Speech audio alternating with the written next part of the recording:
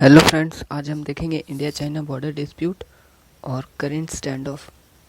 इसमें हम लोग इंडिया चाइना रिलेशन के बारे में ज़्यादा डिटेल में नहीं देखेंगे। इसके बजाय हम लोग इंडिया चाइना जो अभी रिसेंट स्टैंड ऑफ हो रहा है, बॉर्डर डिस्प्यूट जो चल रहा है, उस पर हम लोग ज़्यादा ध्यान देंगे। तो चलिए देखते हैं।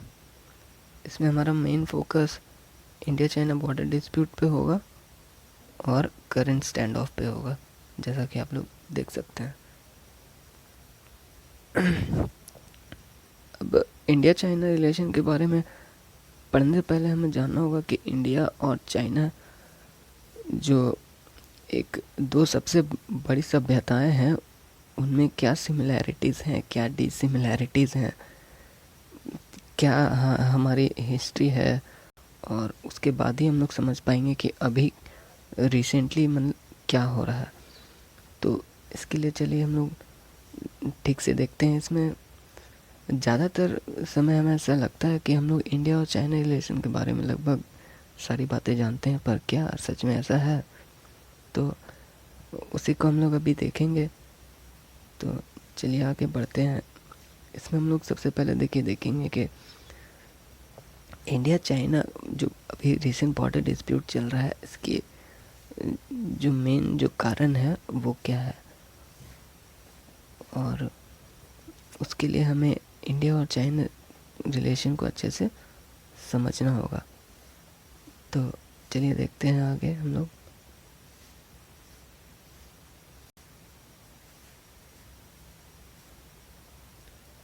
देखिए, इंडिया और चाइना रिलेशन जो है वो काफ़ी ज़्यादा डेलिकेट है, काफ़ी फ्रेजाइल है, और लैक ऑफ मिस्टर्स तो हम दोनों के बीच में है ही। ये हम लोग सबको पता होगा। इंडिया और चाइना 1962 में जो वॉर हुआ था, उसके बाद तो हमारे बीच में जो रिलेशन थे वो काफ़ी ख़राब होने लगे। मिस्टर्स तो था वो सबसे ज़्यादा बढ़ गया था। और इन्हीं सब चीज़ों को आगे हम लोग डिटेल में देखेंगे। तो चलिए शुरू करते हैं। इस पे देखिए, इंडिया और चाइना रिलेशन पे हमारा जो मेन कंसंट्रेशन, मेन फोकस होगा वो टेरिटोरियल डिस्प्यूट और बॉर्डर डिस्प्यूट पे होगा। ये दो अलग अलग चीज़ें हैं। अभी हम लोग इसे अच्छे से समझेंगे, क्योंकि अगर ये चीज़ें अगर हम लोग ठीक से नहीं समझेंगे तो इंडिया चाइना रिलेशन को भी अच्छे से समझ नहीं पाएंगे। तो ये जो दो मेन इश्यूज़ हैं, टेरिटोरियल डिस्प्यूट और बॉर्डर डिस्प्यूट, ये हमारी चाइना के साथ मेन बोन ऑफ कंटेंशंस है, जिसके कारण हमेशा हम लोग देखेंगे कि इंडिया और चाइना के बॉर्डर में स्टैंड ऑफ होते रहता। और ये दोनों अलग अलग चीज़ें हैं, टेरिटोरियल डिस्प्यूट और बॉर्डर डिस्प्यूट। इसको हम लोग आगे अच्छे से डिस्कस कर लेंगे। तो इंडिया और चाइना रिलेशन के बारे में हम लोग, जैसा कि मैंने आपको पहले बताया था, हम लोग देखेंगे कि पहले हिस्टोरिकल एस्पेक्ट देखेंगे दोनों कंट्रीज़ के, इंडिया और चाइना के। उसके बाद हम लोग पोस्ट इंडिपेंडेंस एरा को देखेंगे, 1962 वॉर को भी उसमें डिस्कस कर लेंगे, वो ज़्यादा डिटेल में नहीं होगा। और उसके बाद हम लोग एफर्ट्स देखेंगे और अटेम्प्ट जो दोनों तरफ की गवर्नमेंट ने किए रिलेशन को अच्छे बनाने के लिए। और करेंट स्टेटस जो अभी चल रहा है, करेंट स्टैंड ऑफ जो इंडिया और चाइना के बीच में है, उसे भी हम लोग एक बार डिस्कस कर लेंगे। तो हम लोग आगे बढ़ते हैं। हिस्टोरिकल एस्पेक्ट देखेंगे हम लोग इंडिया और चाइना का। तो जो इंडिया है और चाइना, चाइना को हम लोग बेसिकली साइनो भी बोलते हैं, साइनो इंडिया रिलेशन से डिनोट करते हैं इंडिया चाइना रिलेशन को। तो इसमें आप लोग कंफ्यूज मत होइएगा, कभी कभी साइनो इंडिया और कभी कभी चाइना इंडिया चाइना भी कहा जाता है। तो जो इंडिया चाइना इशू है, उसको बेसिकली अगर हम लोग हिस्टोरिकल एस्पेक्ट से देखें तो ये एक लेगेसी है, एक इनहेरिटेड है जो हमें ब्रिटिशर्स ने दिया हुआ है।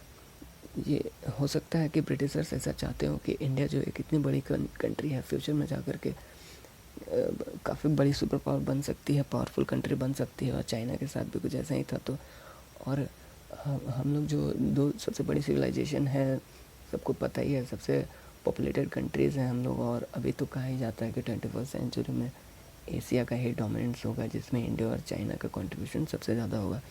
तो ब्रिटिशर्स उस समय काफ़ी आगे के सोचते थे, और हो सकता है कि वो चाहते हो कि इंडिया और चाइना इस तरह के सिचुएशन में फंसे रहें और वो उनका उस समय बेसिकली फ़ायदा इसी में था। तो आगे हम लोग अब देखते हैं बैकग्राउंड, एक शॉर्ट बैकग्राउंड देख लेंगे इंडिया और चाइना का। तो इसमें पहले हम लोग चाइना देख लेते हैं, इंडिया लगभग सभी को पता ही है।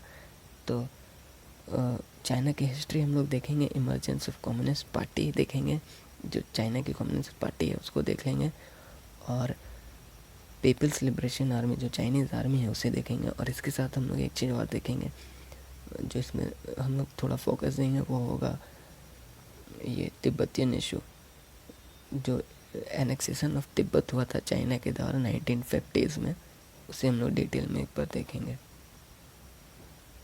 तो हिस्ट्री ऑफ चाइना को एक बार देख लेते हैं ब्रीफली। तो जैसा कि हम लोग जानते हैं इंडिया 1947 में आज़ाद हुआ, तब तक चाइना में जो था एक नेशनलिस्ट गवर्नमेंट चल रही थी।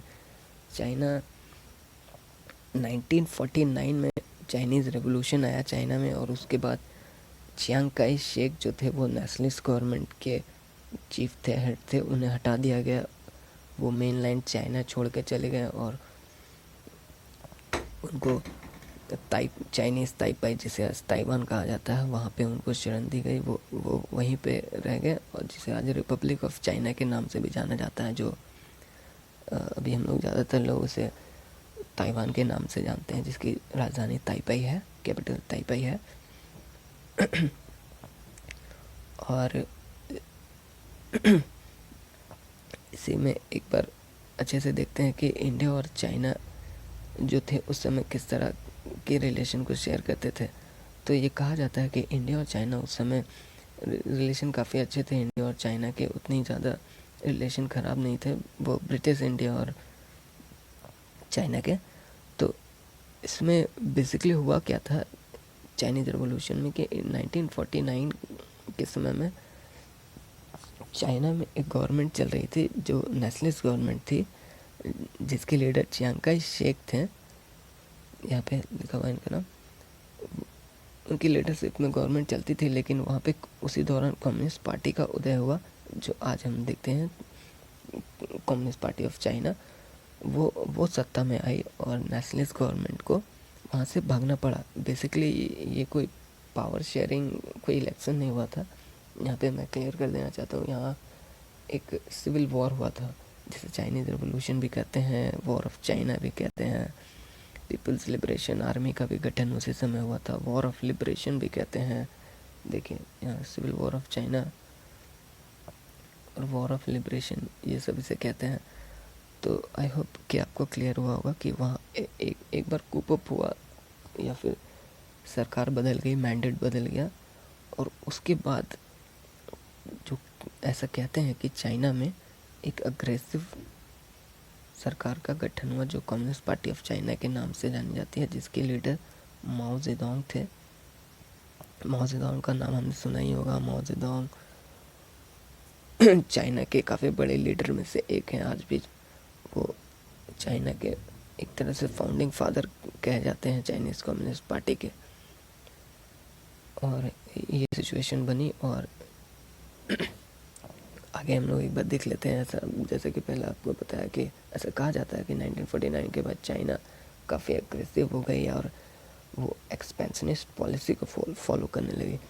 यहाँ पे मैं एक चीज़ और ऐड कर देता हूँ कि चाइनीज़ हिस्ट्री को अगर आप डिटेल में देखेंगे तो आपको पता चलेगा कि चाइना के ऊपर भी काफ़ी सारे अत्याचार हुए, और जापानीज़ और यूरोपियंस के द्वारा ओपियम वॉर और चाइनीज़ जापानीज़ वॉर, आप लोग अगर डिटेल में देखेंगे तो पता चलेगा कि चाइना एज ए सिविलाइजेशन, उनके ऊपर भी काफ़ी प्रेशर था। काफ़ी लोगों ने उनके साथ बुरा व्यवहार किया, लेकिन और वही सब चीज़ें उनके मन में चलती थी। और उसके बाद 1949 में जो रेवोल्यूशन आया, उसके बाद वो अपनी हिस्ट्री को ग्लोरीफाई करना चाहते थे, और वो उसी लेगेसी को आगे बढ़ाना चाहते थे जो वो पहले थे। तो हम लोग अक्सर देखते होंगे चाइना हमेशा सिल्क रोड की बात करता है और ऐसी चीज़ें की बात करता है जो हिस्टोरिकल एस्पेक्ट से जुड़ी हुई है, उनका जो वो क्लेम करते हैं। और इसी तरह के माइंडसेट के साथ फिर चाइना आगे बढ़ा। तो यहाँ पे हम लोग समझ सकते हैं कि चाइना और इंडिया के रिलेशन में अब किस तरह के चेंजेस आएंगे। अब भारत भी आज़ाद हो चुका है और चाइना में भी एक नई सरकार है। अब आगे देखते हैं लोग अब पोस्ट इंडिपेंडेंस सिनेरियो देखेंगे इंडिया का भी एक बार, कि बेसिकली उस समय हुआ क्या था, क्या इश्यू है, यहाँ से हम लोग एक रूट निकालेंगे इंडिया और चाइना के बीच का, बोन ऑफ कंटेंशन के बीच के। तो 1950s में जैसा कि हम लोग जानते हैं इंडिया और चाइना दोनों में एक अलग गवर्नमेंट आ गई। पहले ब्रिटेन, जो ब्रिटिश इंडिया थी, वो डील करती थी चाइना को, वहाँ पे नेशनलिस्ट गवर्नमेंट थी। अब यहाँ पे हमारे इंडियंस की अपनी सरकार है और चाइना में कम्युनिस्ट पार्टी की सरकार है। तो अभी ये कैसे डील करते हैं एक दूसरे को वो देखेंगे। तो 1950s के समय जो सिचुएशन थे वो इतने ख़राब नहीं हुए थे, लेकिन एक कॉम्प्लेक्स सिचुएशन थी दोनों गवर्नमेंट के बीच में, दोनों कंट्रीज़ के बीच में भी, कि लैक ऑफ रिकॉग्नाइजेशन यहाँ पे था। हम लोग एक दूसरे को वो रिकॉग्नाइज़ नहीं कर पा रहे थे, एक दूसरे की बाउंड्रीज को बेसिकली। हालांकि मैं बता दूं कि चाइना को एज ए नेशन रिकॉग्नाइज़ करने वाला पहला देश, one of the first country, capitalist country, मतलब one of the first democratic country India ही थे। और इंडिया ने ही चाइना का सपोर्ट किया था यूएन में भी। और देखते हैं हम लोग कि 1950s में कॉम्प्लेक्स सिचुएशन थी दोनों के बीच में, थोड़ी अंडरस्टैंडिंग नहीं बन पा रही थी। और इसी बीच इंडिया ने 1954 में एक सर्वे किया, जिसके तहत फिर से डिमार्केट किया गया इंडिया और चाइना के बॉर्डर लाइंस को, जो पहले से डिमार्केटेड ही थे। मैं आगे बताऊंगा वो पहले डिमार्केट कब हुई थी वो। और एक बार 1954 में फिर से डिमार्केट किया गया इंडिया चाइना के बॉर्डर को, जिसमें हम लोगों ने माना कि इंडिया और चाइना के बीच में, हमारे इंडियन टेरिटरी में 5 जो राज्य है वो के साथ हम लोग बॉर्डर शेयर करते हैं। वो 5 राज्य जो है, जो 5 स्टेट हैं इंडियन टेरिटरीज है, वो जम्मू और कश्मीर, हिमाचल प्रदेश, उत्तराखंड, सिक्किम और अरुणाचल प्रदेश है। अब हम लोग इंडियन कंसर्न्स देखेंगे कि इंडिया को क्या कंसर्न हुआ। जैसा कि मैंने बताया 1950 में सिचुएशन काफ़ी कॉम्प्लेक्स थी। उसके बाद तिब्बत इशू हुआ। तिब्बत इशू हम लोग थोड़े अच्छे से देखेंगे, अच्छे से समझेंगे, क्योंकि उससे ही हम लोग आगे की चाइना की एक्सपेंशन पॉलिसी को समझ सकते हैं। तो 1950 से पहले तिब्बत जो था वो एक ऑटोनॉमस रीजन था, एक इंडिपेंडेंट कंट्री के रूप में जाना जाता था तिब्बत, जिसे चाइना ने 1950 में पूरी तरह से एनेक्स कर लिया, उसे अपने कब्जे में कर लिया। चाइनीज़ आर्मी तिब्बत की ओर बढ़ी और उन्होंने बलपूर्वक चाइना को फिजिकल पावर प्रेस चाइना को उन्होंने एनेक्स कर लिया, अपने में समाहित कर लिया। तो अब उसके बाद हुआ क्या कि एक स्टेटस को जो था वो मेंटेन नहीं हो पाया ब्रिटिश इंडिया और चाइना के बीच में। जो पहले स्टेटस को था, जो एक बफर स्टेट का काम करता था तिब्बत, वो अब बफर स्टेट नहीं रहा। अब तिब्बत भी चाइना का ही हिस्सा हो गया और चाइना जो है इंडिया के और करीब आ गई। अब जो हम लोग बॉर्डर लाइन जो शेयर करते हैं, जैसा कि मैंने अभी मैकमोहन लाइन के बारे में बताया कि वो 1954 में हम लोग ने दोबारा डिमार्केट किया। वो कॉम्प्लेक्स सिचुएशन थी उस समय, इसलिए हम लोगों ने दोबारा डिमार्केट किया और बताया कि ये हमारी टेरिटरी के बॉर्डर लाइन्स है और इसके बाद हम लोग मानते हैं कि ये चाइना का हिस्सा है या वो तिब्बत का हिस्सा है।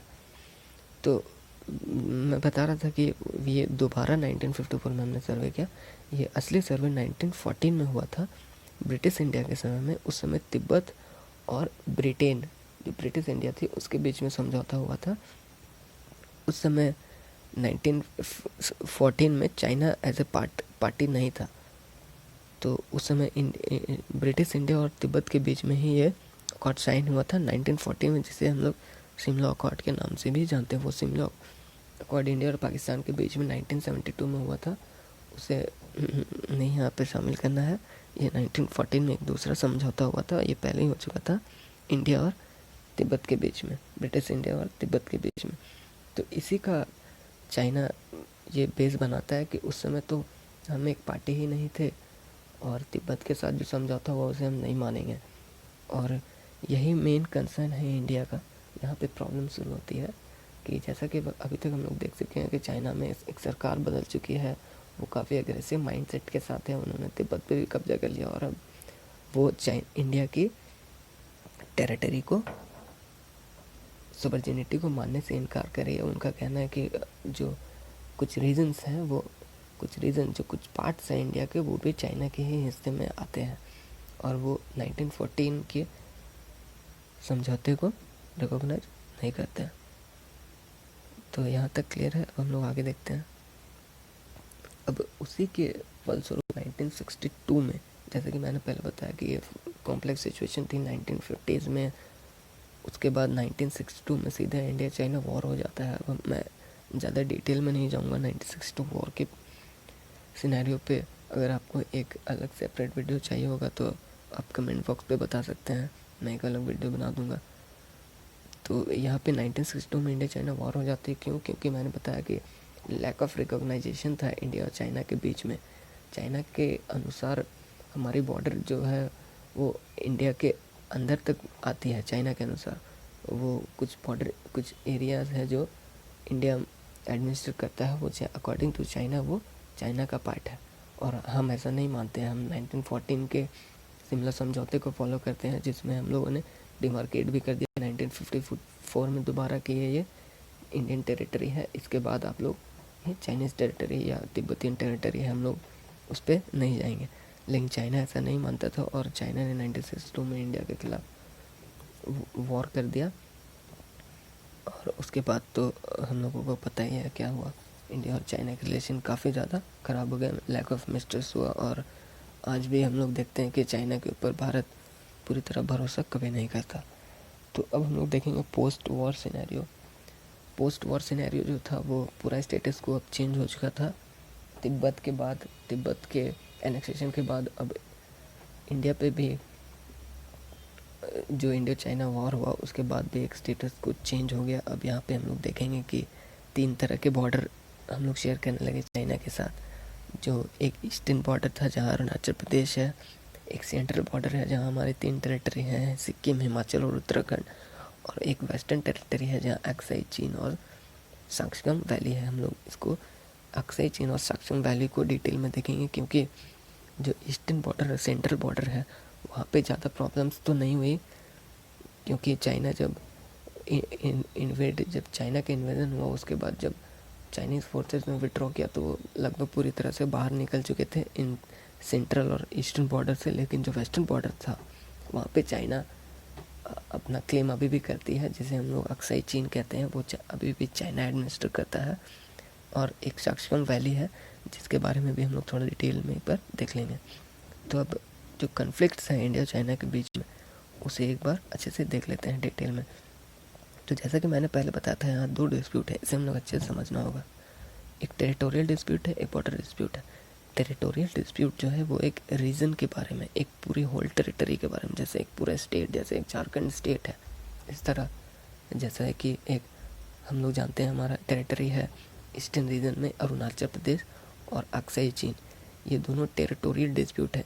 चाइना के अनुसार ये दोनों टेरिटरी ही चाइना की है। आप समझ रहे हैं?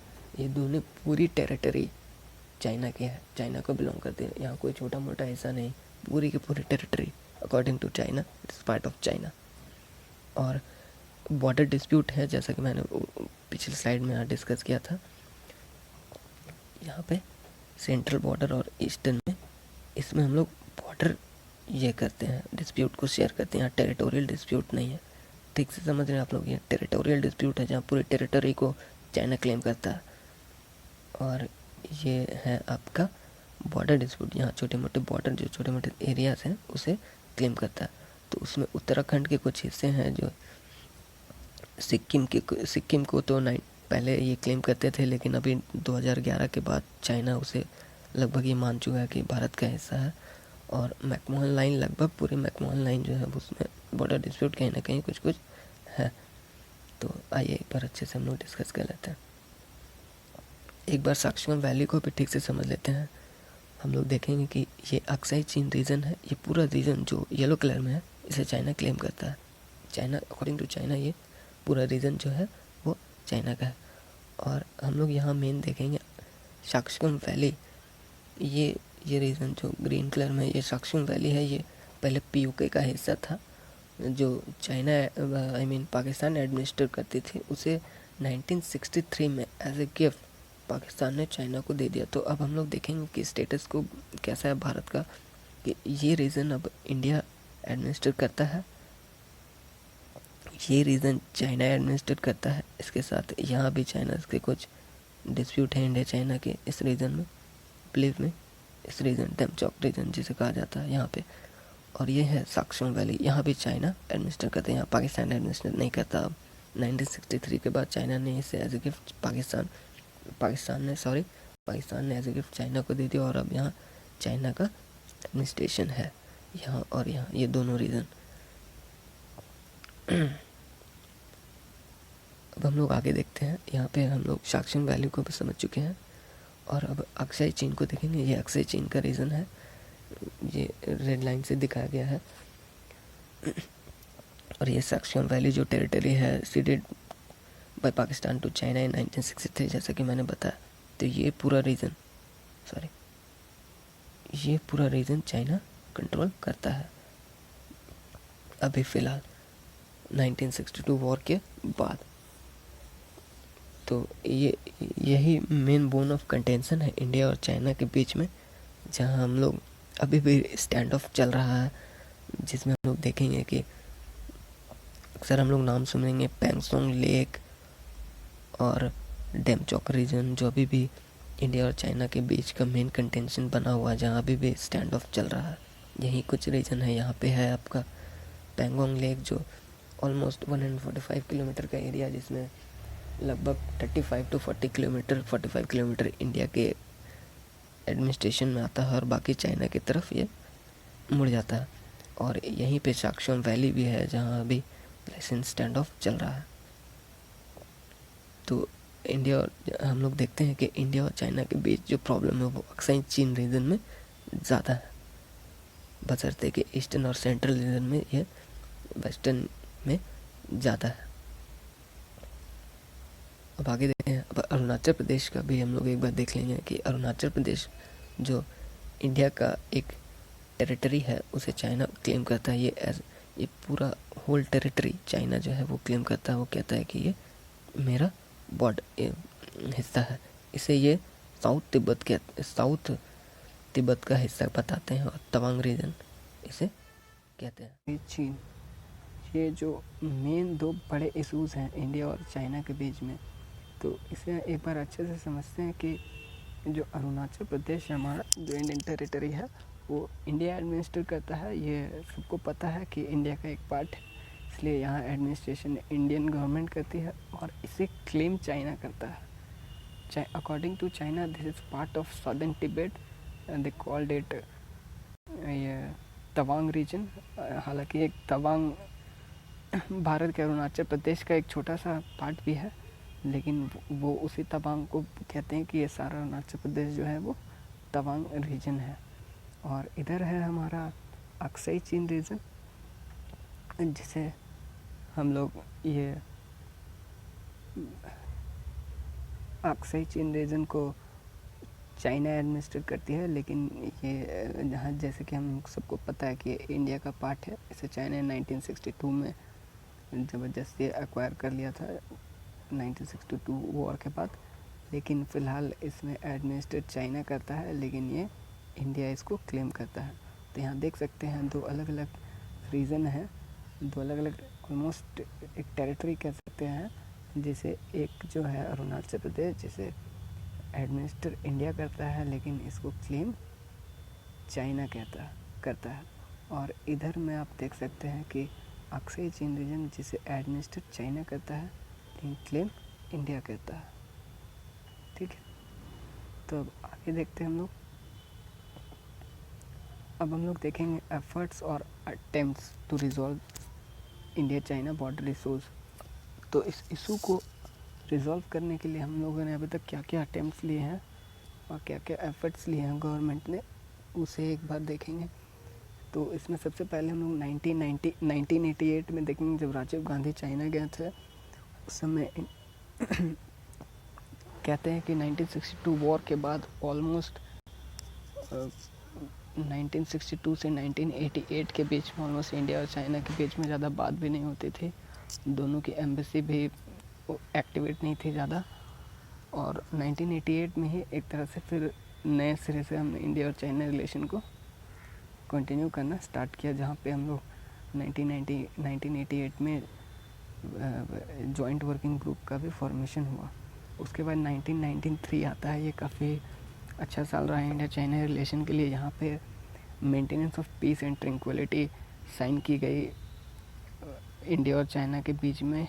ये बेसिकली एक तरह का ट्रीटी, एक MOU की तरह था दोनों गवर्नमेंट के बीच में, जहाँ पीस और आपसी भाईचारे को बढ़ावा दिया जाना था। उसके बाद इंडिया और चाइना के बीच में कॉन्फिडेंस बिल्डिंग मेजर्स शुरू हुए 1996 में, देख सकते हैं 1993 के बाद 3 साल बाद 1996 में, और यहाँ से फिर दोनों के रिलेशन में काफ़ी सुधार आया। उसके 2003 से 2009 के बीच में के दौरान अलग अलग ईयर्स में लगभग ऑलमोस्ट हर साल इंडिया और चाइना के बीच में रिप्रेजेंटेटिव लेवल पे टॉक्स होने लगे बॉर्डर इशूज़ पे, और माहौल थोड़ा अच्छा होने लगा। लेकिन बीच बीच में हम लोग देखते हैं 2013 में, 2016 में, 2017 में जो डोकलाम इशू भी हुआ था, वो बीच बीच में चाइना की तरफ से अग्रेसिव स्टैंड वो लेते रहते। एक तरफ से टॉक्स चलते रहते हैं, लेकिन बीच बीच में चाइना जो है वो अपना अग्रेसिव स्टैंड लेते रहता है। और अभी रिसेंटली हम लोग देखेंगे कि अजीत डोभाल जो हमारे नेशनल सिक्योरिटी एडवाइज़र भी हैं, उन्हें स्पेशल इन्वॉय अटेंड किया गया है इंडिया की ओर से। इंडिया और चाइना रिलेशन को वो संभालते हैं, वो देखते हैं, जिन्हें हम लोग, आप लोगों को पता है कि अजय डोभाल को जेम्स बॉन्ड ऑफ इंडिया भी कहा जाता है। अब आगे देखते हैं हम लोग मेन जो कॉम्प्लेक्सिटीज़ हैं उसे देखेंगे कि बेसिकली हम लोग यहाँ पे वही बताना चाहते हैं। एक तरह से ये रिवीजन है, लेकिन डेप्थ में आप लोग को ये बता देना चाहता हूँ, अगर कन्फ्यूज़न हुई हो कहीं तो, कि ये दो मेन इशू हैं इंडिया और चाइना के बीच में। फिर से एक बार देखेंगे मैप में, ये एक अरुणाचल वाला रीजन और एक यहाँ अक्सई चीन वाला रीजन। इसे इंडिया गवर्न करता है और इसे चाइना क्लेम करती है कि मेरा पार्ट है, और इसे इंडिया क्लेम करता है। मगर अभी सिचुएशन जो है वो अलग है। तो अब यहाँ पे जो आप देख सकते हैं, इस एरिया में बॉर्डर डिस्प्यूट भी काफ़ी ज़्यादा है यहाँ। और जैसा कि मैं पहले भी बता रहा था कि दोनों के बीच में 1914 में एक समझौता हुआ था, सिमला समझौता, जिसके तौर पे इंडिया मानती है कि बॉर्डर का डिमार्केशन उसी आधार पे होना चाहिए, लेकिन चाइना ये नहीं मानता। तो होता क्या है प्रॉब्लम कि according to China the LAC is different. China के अनुसार जो LAC है वो थोड़ा अलग है। जैसा मान लीजिए कि ये अक्सई चीन लद्दाख वाला रीजन है, सॉरी यहाँ पे, और हम लोग ऐसा मानते हैं कि ये LAC है यहाँ पे मान लीजिए चाइना ने एग्रेशन किया 1962 वॉर के बाद, उसके बाद ये अक्सई चीन चाइना के पास है, और ये LAC है अकॉर्डिंग टू इंडिया। लेकिन चाइना मानता है, यहाँ भी चाइना ये कहता है कि नहीं, LAC ये नहीं, LAC यहाँ है इस रीज़न में, और इंडिया के अनुसार ये रीज़न है। लेकिन यही मेन जो प्रॉब्लम है, ये इंडिया और चाइना के बीच में टेंशन क्रिएट करते रहती है। अभी भी हम लोग देखेंगे कि यहाँ गलवान रीजन में, और हालांकि गलवान रीजन इंडिया में थोड़ा अंदर आता है, जिसे चाइना अभी, पहले तो उतना डिस्प्यूटेड रीजन नहीं था, लेकिन इस बार इस स्टैंड ऑफ में हम लोग देख सकते हैं कि गलवान रीजन को भी वो चाइना जो है अग्रेसिवली वहाँ पे स्टैंड ऑफ बना हुआ। अभी ये यहाँ पे आपका पेंगोंग लेक आता है इस रीजन में। तो ये जो बीच का जो बॉर्डर है हम लोग देखेंगे, ये वाला एरिया, ये दोनों के बीच में जो है, ये इसमें मेन प्रॉब्लम आती है। यहाँ पे होता क्या है कि अकॉर्डिंग टू इंडिया ये हमारा ये है रीज़न है, अकॉर्डिंग टू इंडिया ये है आपका line of control, but according to China उनके हिसाब से ये है लाइन ऑफ कंट्रोल, और यहीं पे प्रॉब्लम आती है। अब यहाँ होता क्या है कि हम लोगों ने बेसिकली कभी भी कोई बॉर्डर एक्सचेंज एग्रीमेंट साइन नहीं किया है कि हाँ, ये जैसे मान लिया जाए कि हाँ जैसे इंडिया और पाकिस्तान में LOC है कि हाँ यही पर्टिकुलर रीज़न है, यहाँ से इंडिया और पाकिस्तान के बीच में बॉर्डर डिमार्केट होता है, वैसा चाइना और इंडिया के बीच में नहीं है। चाइना ये मानता है कि LAC यहाँ है और इंडिया मानता है LAC यहाँ, और यहीं पे प्रॉब्लम होती है। हम लोग देखेंगे कि बीच बीच में इंडियन जो सोल्जर्स है वो इस रीजन से आगे जाते हैं यहाँ, और चाइना के भी सोल्जर्स इधर आते हैं, और पेट्रोलिंग के दौरान दोनों में स्टैंड ऑफ होता है, जो अभी भी हुआ है, और वो एक लेवल ऊपर अभी पहुँच चुका है, जो सिचुएशन थोड़ी टेंस हो गई है, और इसी एरिया पे मेन प्रॉब्लम इधर होता है। तो मेन इशू यही है। हम लोग अकॉर्डिंग टू इंडियंस हम लोग ये मानते हैं कि बाउंड्री यहाँ है, चाइना मानता है बाउंड्री यहाँ है। उसके बाद हम लोग देखेंगे कि हम दोनों के बीच में कोई भी म्यूचुअल ग्राउंड, म्यूचुअल अंडरस्टैंडिंग इसको लेकर के अभी तक बनी नहीं है। हम दोनों ये मानते हैं कि हमारा बॉर्डर यहाँ है, और उनके अनुसार हमारा बॉर्डर यहाँ है, और यही प्रॉब्लम होती है, क्योंकि जो भी बॉर्डर का डिमार्केशन है वो हमारे दिमाग में है। According to what is their territory is in their mind, what is our territory is in our mind। ये कोई लिखित नहीं है कि यहाँ टेरिटरी है, और ये मेन प्रॉब्लम है। आई होप आप लोगों ने इसे अच्छे से समझा होगा। अब आगे की स्लाइड में देखते हैं।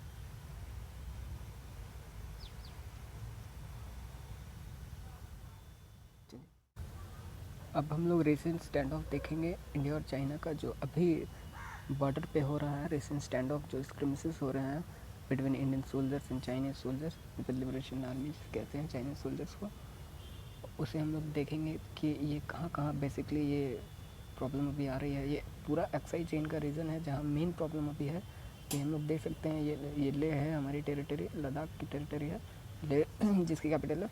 तो वहाँ पे गलवान रीजन, बे गोल्टी रोड, घूघरा पोस्ट, और जो फिंगर रीजन्स हैं, एक फिंगर रीजन्स हैं जहाँ एक बार मैं आगे क्लियर कर दूँगा आपको, वो पैंगोंग लेक में फिंगर एजेस हैं, वहाँ पे प्रॉब्लम्स आ रही है। फिंगर 1 to 8 है, जिसे इंडिया मानता है कि 8 के बाद आप ये चाइना की टेरिटरी है, LAC है।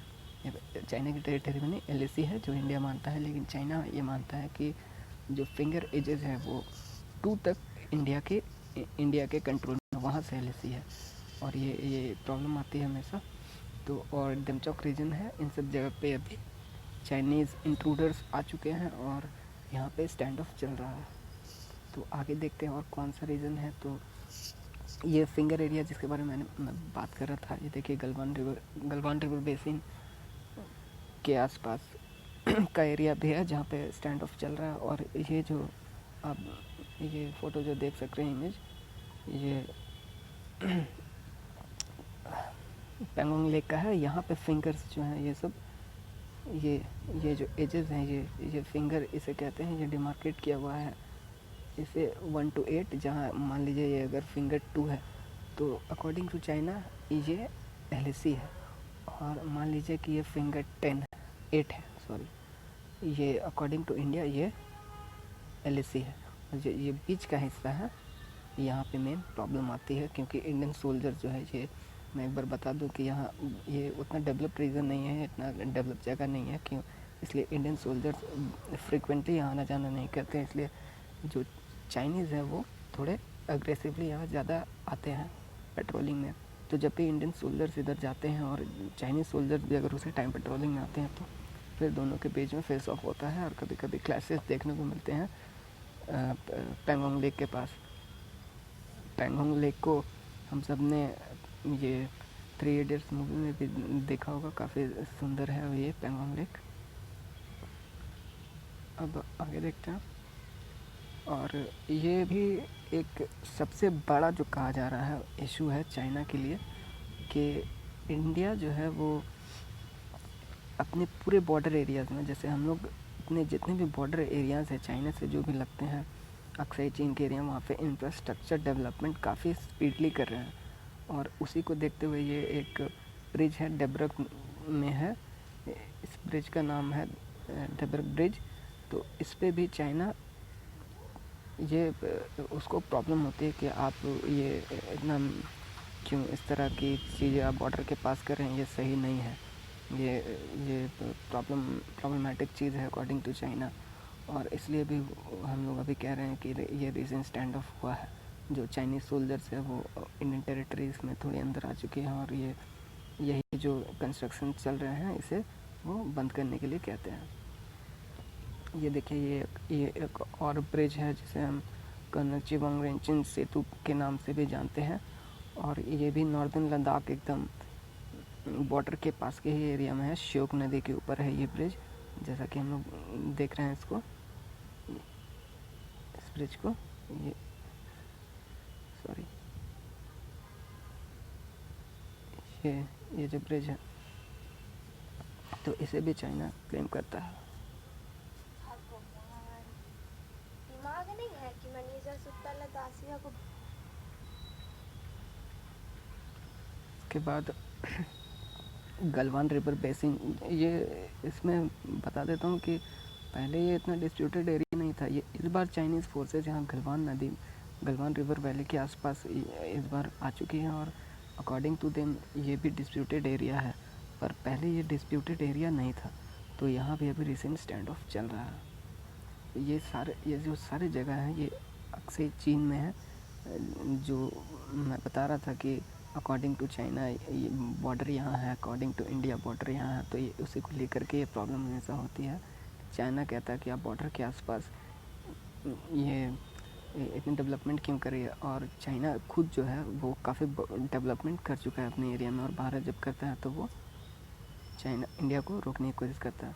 तो इंडिया का स्टैंड देखते हैं इसमें क्या है। तो ये वीडियो मैंने थोड़ा पहले बनाया था, तो ये ऑफिशियल स्टैंड है इंडिया का, ये उसी समय का है। आप एक बार देख सकते हैं कि एक्सटर्नल अफेयर्स मिनिस्ट्री ने क्या कहा है इस बारे में। तो इस तरह से कहा है कि the two sides have established mechanism both at military and diplomatic levels to resolve solution.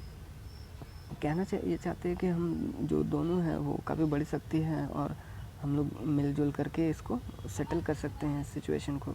India का ये स्टैंड है, और ये वर्ल्ड का स्टैंड देखेंगे जैसे कि डोनाल्ड ट्रंप का। हम सबको पता है कि डोनाल्ड ट्रंप पहले ही कह चुके हैं कि मैं इंडिया और चाइना के बीच में ये मीडिएट करना चाहता हूँ, ये उनका इरादा है। और ग्लोबल टाइम्स जो है वो भी इंडिया की तरह कह रहा है कि हम लोग डिप्लोमेटिकली हमने जो एक मैकेनिज़्म इस्टेब्लिश कर रखा है, जो हम लोग म्यूचुअली इसको डील कर सकते हैं। तो ये चाइना का क्लेम है, मतलब ये चाइना का स्टैंड है।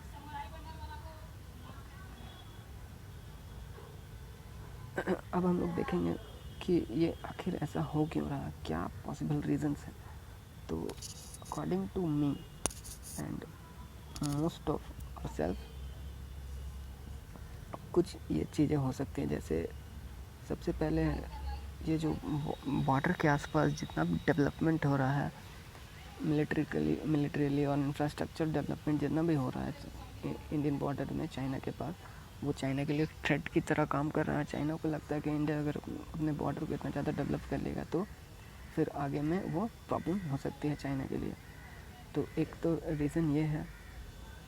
फिर हम लोग देखेंगे छोटे मोटे ये भी इशूज़ हैं, जैसे हांगकॉन्ग इशू। हांगकॉन्ग में हम लोग देखेंगे कि अभी हांगकॉन्ग में ये डेमोक्रेटिक जो सपोर्टर्स हैं वो हांगकॉन्ग में काफ़ी ज़्यादा एक्टिव हैं, और अक्सर प्रोटेस्ट होते रहते हैं। अभी भी एक रीसेंट प्रोटेस्ट हो रहा है हांगकॉन्ग में, जो चाइना ने एक नई पॉलिसी लाई है जिसके तहत रेस्पेक्ट जो नेशनल एंथम नाम के एक एक्ट को पास किया है उन्होंने हांगकॉन्ग में लगाया है।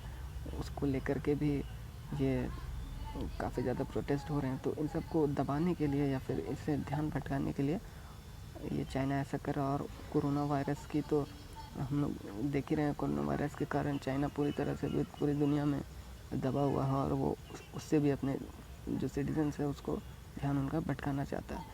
और ये तो इंफ्रास्ट्रक्चर डेवलपमेंट मैंने बता दिया। और एक बहुत बड़ा थ्रेट है इंडिया को कि जो चाइनीज़ कंपनीज़ है वो कहीं इंडिया ना चल जाए। इस कोरोना वायरस की पोस्ट कोरोना वायरस सिचुएशन जो अभी आई गई पूरी दुनिया में, उसमें बहुत सारी कंपनीज़ को हमने देखा कि वो इंडिया या ताइवान शिफ्ट होना चाहते हैं। तो ये उस तरह का पॉसिबल थ्रेट भी हो सकता है चाइना को, जिसके कारण चाइना जो है इंडिया को परेशान करने में लगा। और एफडीआई इशूज़ भी है, जो इंडिया ने एफडीआई इशूज़ अभी चेंज किए, जिसके तहत जो हम लोग देख रहे थे कि अगर चाइना की कंपनी, अगर चाइना की कोई कंपनी या फिर कोई एंटरप्रेन्योर या कोई बड़ा कैपिटलिस्ट अगर इंडियन कंपनीज़ पे अपने पैसे लगाता है तो हम लोग जो है वो पहले उसको इंडियन गवर्नमेंट एक बार चेक करेगी और उसके बाद ही अगर अप्रूवल मिलता है तो ही चाइनीज़ फर्म्स जो है या चाइनीज़ कैपिटल जो है इंडियन कंपनीज में पैसा लगा सकेंगे।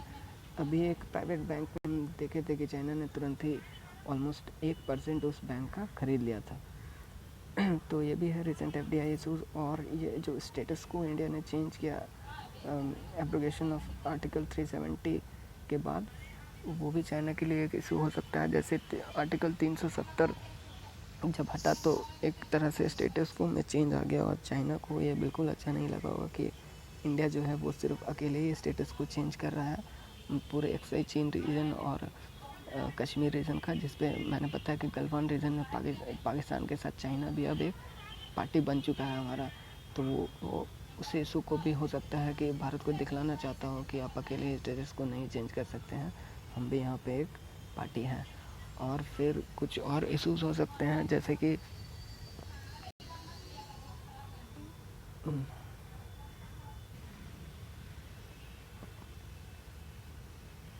तो ये कुछ तस्वीरें हैं या आर्टिकल्स के कटिंग्स हैं जो ये बताते हैं कि शायद चाइना ये सब रीजंस हो सकते हैं चाइना के, जो अभी इंडिया के साथ ये बॉर्डर स्टैंड अप जो अचानक अभी चालू हो रहा है उनसे। तो thank you. This video presented by me, Aman Yadav from the analytics.